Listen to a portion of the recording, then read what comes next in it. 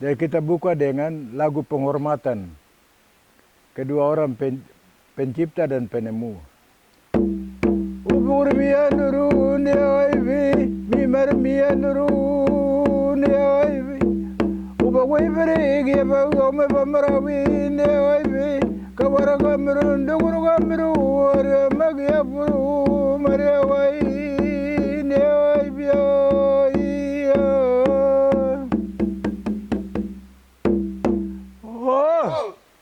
Serangkaian pesta adat suku Kamoro dibuka dengan lagu penghormatan. Opokor Mianoro dan Mimen Mianoro. Opokor Mianoro ini orang yang hidup di atas bumi ini. Mimer Mianoro ini orang yang hidup di alam gaib. Jadi ini manusia yang hidup di alam gaib punya. Dia punya. Kamoro ini hanya piangkat. Ya. Jadi itu merupakan lagu penghormatan. Serangkaian pesta adat yang dibangun di suku Kamoro di setiap desa. Dan setiap desa kita hargai dengan dia punya budaya masing-masing yang diwariskan oleh nenek moyang mereka. Jadi saya tidak bisa bilang ini dia punya salah, ini dia punya salah, tidak. Itu menjadi garis keturunan dari orang tua mereka. Seorang pengukir dan penyanyi di rumah adat, itu yang diwariskan. Ya. Penggemar budaya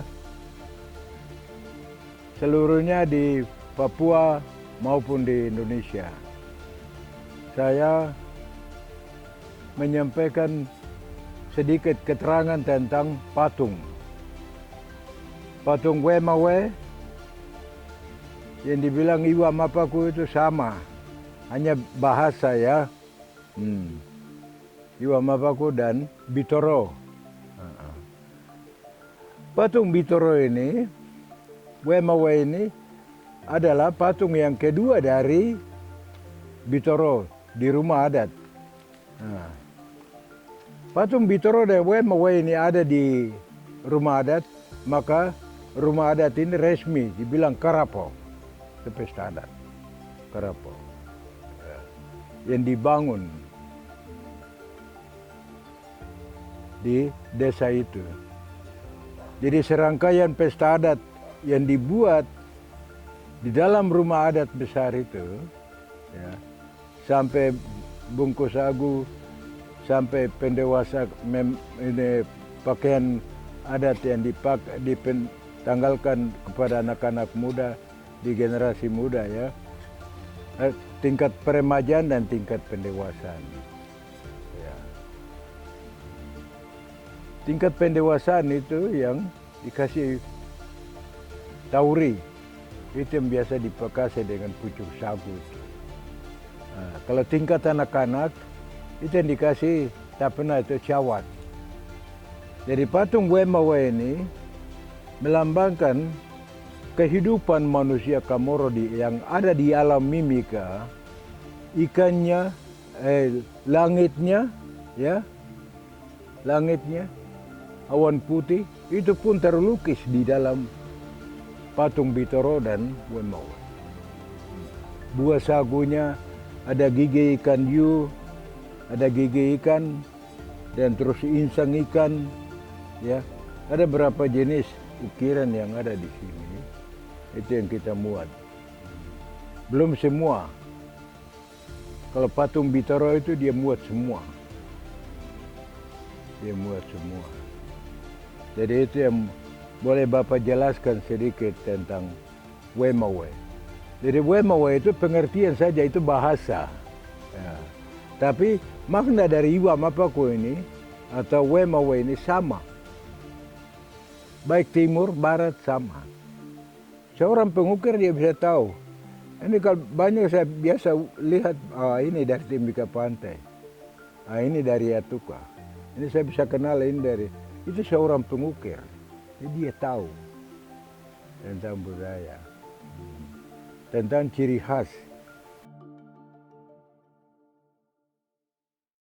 Jadi di dalam Iwo Mako atau Wemawe itu ada bersejarah karena di dalam itu kalau seseorang Kamoro mau mengikuti atau mau membuat Iwo Mako atau Wemawe harus mengikuti tahapan inisiasi dulu, baru bisa mengerjakan sebuah Iwo Mako atau Wemawe itu. Dan di situ kalau dia sudah tembus untuk ujian dari inisiasi Karapau, dan pada saat itu dia adalah seorang pengukir atau dia keturunan dari pengukir, dia berhak untuk mengukir Iwo Mako atau Wemawe itu.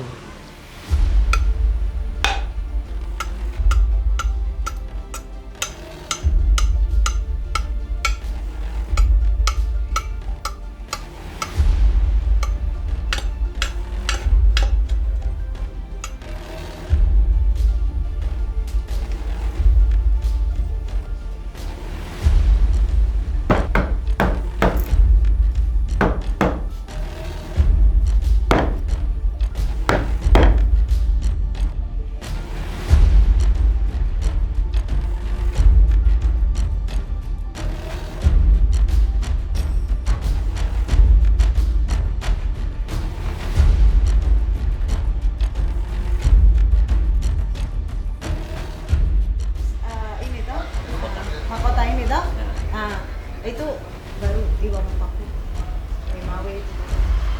Jadi otomatis bentuknya akan berbeda. Apakah itu akan diterbitkan sendiri Obitoro atau mau dijadikan satu dengan Wemawe? Nah ini yang nanti bagaimana. Maknanya sama. Kalau di bagian bawah ke sini pasti sama, tapi ada dengan ujungnya itu bentuknya pasti beda. Ukiran Kamoro ini sesuatu yang unik. Ada bagian sakralnya, ada bagian ritualnya di dalam satu bentuk ukiran, dan itu tidak ada dua ukiran yang sama identik. Nah, itu yang menjadikan ukiran Kamoro unik. Selalu ada cerita di balik satu potong ukiran. Entah itu diambil dari cerita rakyat atau kisah kehidupan yang inspirasinya diambil dari alam. Ukiran ini adalah figur leluhur. Sebagian bilang kalau dulu kita tidak punya alat foto. Jadi ukiran ini yang mengingatkan kita pada sosok leluhur yang punya satu jasa khusus bagi keturunannya. Entah itu dia wiyaiku atau orang besar ya, atau dia tokoh-tokoh seniman tertentu, misalnya yang punya pengaruh terhadap ritual tertentu, ritual Karapau atau ritual Sukun atau patung Raja Mbitoro gitu. Bagian dari Mbitoro ini, Wemawe ini menjadi gambaran bagaimana kita mengenang sosok leluhur Kamoro. Kalau dari yayasan sendiri, kami telah mengupayakan untuk memperkenalkan ukiran Wemawe atau Iwa Mapaku ini kepada publik lebih luas. Jadi kami mendapat support penuh dari PT Freeport Indonesia yang menampilkan ukiran Wemawe di banyak spot kota di Kota Kuala Kencana khususnya. Jadi aset-aset milik PT Freeport Indonesia pun selalu ada ukiran Wemawe di dalamnya. Yang paling monumental yang untuk di area Kuala Kencana yang pernah kami buat, kami kerjakan untuk PT Freeport Indonesia itu ada di Kuala Kencana sebagai landmark kota di bundaran kota Kuala Kencana, dan di checkpoint waktu masuk di area Kuala Kencana disambut oleh bentuk Wemawe ini untuk memperlihatkan bagaimana dukungan PT Freeport Indonesia kepada budaya masyarakat setempat, khususnya masyarakat Kamoro sebagai pemilik lahan di area Kuala Kencana. Nah, selain itu juga kita pernah membantu PT Freeport Indonesia atas permintaan dari Kementerian PUPR Jakarta untuk mengirimkan 2 ukiran setinggi 8,4 meter ke Danau Toba. Jadi di ukiran Wemawe sudah ada. Wemawe waktu itu kita kasih nama Wemawe Onau. Jadi dari leluhur keturunan Gagak itu ada di Danau Toba, di Pangururan, Waterfront City, di pelataran totem dunia. kita ada kirimkan di sana 2 ukiran besar Wemawe yang dikerjakan oleh 12 pengukir penuh dari Kampung Miyoko. Syarat akan cerita tentang kehidupan masyarakat Kamoro. Jadi motif-motif yang tertoreh di dalam badan Wemawe, yang 1 ukiran Bitoro, 1 ukiran Wemawe itu bercerita tentang kehidupan masyarakat Miyoko.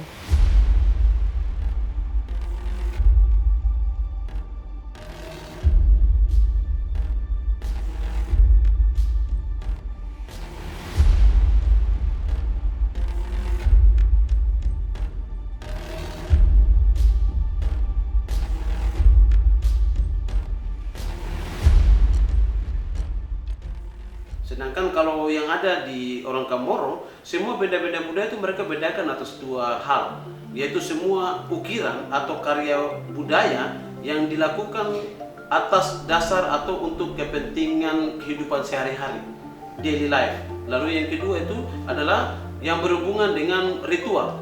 Artinya semua benda-benda produk kebudayaan yang dihasilkan oleh orang Kamoro itu tujuannya untuk 2 hal itu, fungsinya untuk 2 hal itu. Wemawe itu adalah ukiran patung leluhur yang dalam perspektif riset beberapa waktu lalu kami lakukan, itu juga menunjukkan bahwa ini adalah salah satu bentuk cara orang Kamoro mempertahankan eksistensi kebudayaannya sebagai pengukir yang unggul di tanah Papua. Karena ketika sudah tidak ada ruang-ruang yang terbuka untuk dia melalui misalnya ada event-event yang dibuat oleh pemerintah melalui festival untuk dia menampilkan kekayaan kebudayaannya termasuk mengukir, maka dia coba eksis dengan mempertahankan beberapa jenis ukiran yang dapat dilihat oleh semua orang. Sekilas kita lihat bahwa kalau kita bicara soal patung leluhur atau patung berbentuk manusia baik laki-laki ataupun perempuan, maka kita tahu itu pasti berkorelasi dengan ritual. Nah, bagi orang Kamoro, sesuatu yang masuk dalam kategori ritual itu bukan sesuatu yang profan, umum untuk orang lihat, karena itu sakral. Nah, patung Bitoro itu dia sama seperti patung bis, tidak mudah untuk orang lihat proses pembuatannya, karena itu sakral. Tapi karena tadi tidak ada ritual-ritual lagi yang secara tradisional mereka lakukan dan didukung oleh pemerintah, maka ruang-ruang itu tertutup untuk praktik melakukan menjaga tradisi kebudayaan mereka, termasuk ukiran-ukiran yang sebagai alat atau peralatan kelengkapan di dalam suatu ritual. Nah, menurut saya Wemawe ini adalah salah satu bentuk eksistensi orang Kamoro untuk tetap mempertahankan praktik ukiran yang dikenal secara generasi ke generasi dan merupakan warisan yang terus dilestarikan. Nah, berbeda dengan Tifa tadi, berbeda dengan patung Bitoro tadi, berbeda dengan bantal tidur, berbeda dengan piring makan, itu semua berhubungan dengan hal-hal yang sakral.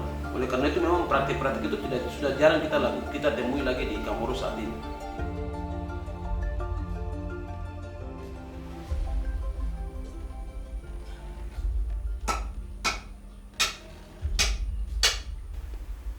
Ini patung ya sakral. Ini sakral. Jadi waktu pemasangan patung ini atau pajang patung ini diberi nama pada arwah entah kepala suku atau tokoh adat yang sudah berpulang, dong kasih nama patung. Tidak bisa orang sembarang biar saya pengukir lagi. Saya menciptakan patung itu, tapi yang memanggil arwah untuk masuk ruang patung itu orang yang punya hajat. Dipanggil, dikasih mantra dulu, ya. Dia kasih mantra, dia toki-toki di patung ini, memanggil arwah untuk masuk ruang patung. Nah, setelah arwah sudah masuk ruang patung, patung ini bergerak dan dia langsung bergerak, bangun. Itu yang dipajang di rumah adat Karapau kami.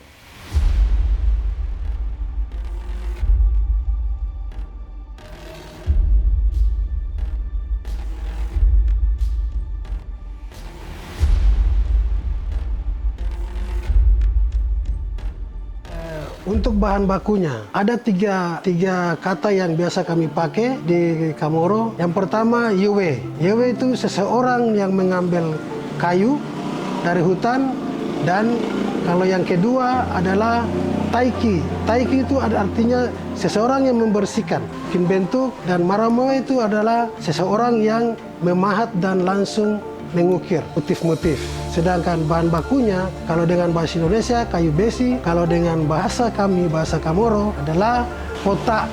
Ketersediaan bahan baku itu kami ambil dari hutan, kayu besi yang kecil atau pota yang kecil, itu tanpa ritual bisa kami cek. Sedangkan bahan baku yang besar sekali itu ada ritualnya untuk minta permisi, karena di dalam kayu besi itu ada sosok roh yang menetap di situ. Jadi harus kami minta permisi baru bisa kami tebang.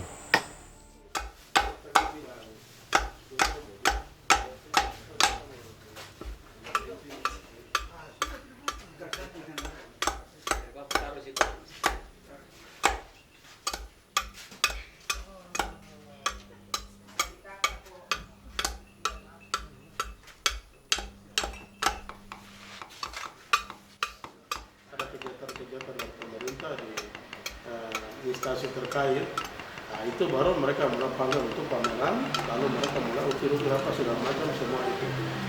Nah, saya berpikir untuk mungkin harus buat satu festival. Dulu sudah pernah ada namanya festival, itu Kamoro Kakuru. Kamoro itu suku, Kakuru itu pesta. Nah, itu sehingga dia bilang Kamoro Kakuru. Dan di situ patung-patung itu dari ukuran yang kecil sampai dengan paling tinggi itu ada 14-15 meter. Itu diundang semua turis dari luar, semua ke sini, biasa di bulan Oktober karena musim panas. Nah, itu tempatnya di Lopong. Itu sudah pernah dicanangkan tempat itu sebagai tempat festival oleh salah satu menteri pariwisata, tapi saya tidak ingat baik. Tapi itu 2002 sampai 2003 hanya dilakukan sebatas itu saja, pada saat akhirnya tutup juga. Dan di situ mulai terjadi lelang ukiran itu, turis dari luar-luar angkat banyak-banyak itu, besar-besar bawa ke luar negeri. Nah, itu yang saya lihat pada saat itu. Kemudian yang masuk nominasi itu yang dibeli, yang tidak masuk nominasi tinggal. Harus ada satu tempat, harus ada satu ramadan, seperti yang tadi saya bilang museum budaya. Museum budaya ini harus ada, sehingga itu ada satu tempat itu, sehingga pengukir ini dia tidak masing-masing di rumah, tapi ada satu tempat khusus untuk dia setiap hari itu menjadi pekerjaan profesi dia, untuk setiap hari ada di museum itu, dan mereka ada di dalam ruang perbengkelan. Nah, di ruang perbengkelan itu sehingga mereka bisa mengukir, dan anak-anak generasi itu turun-temurun bisa datang di tempat itu, sehingga mereka sudah tahu kita harus kemana, tempat latihan, tempat mengukir di mana. Nah, saya berharap untuk museum ini harus ada.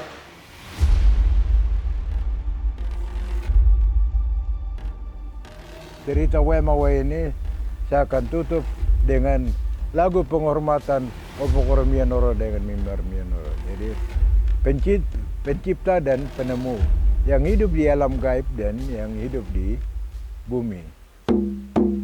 Opokoro Mianoro ne oive, Mimbar Mianoro ne oive. Opokoro Mianoro ne oive, Kawara Kamerun, Dukuru Kamerun, Magia Puru, Maria Wai, ne oive.